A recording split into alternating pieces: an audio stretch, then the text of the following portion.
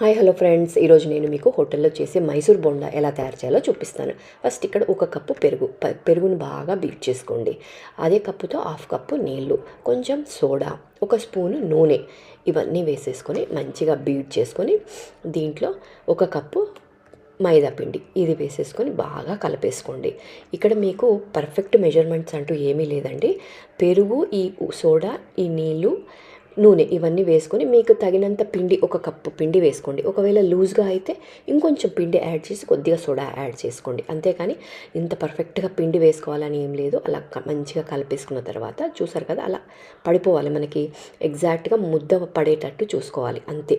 అలా చూసుకున్న తర్వాత అలా చేత్తోనే అలా వేయండి. లేదంటే అందరం ఏమి చెఫ్లం కాదు కదా, సో అలా చేత్తోనే అలా రౌండ్గా వచ్చేటట్టు వేసుకొని మనము చట్నీతో సర్వ్ చేసుకుంటే మీకు హోటల్లో చేసే మన మైసూర్ బోండా ఇంట్లోనే హ్యాపీగా రెడీ చేసుకోండి. సో చూసారు కదా, ఇలాంటి మరిన్ని వీడియోస్ కోసం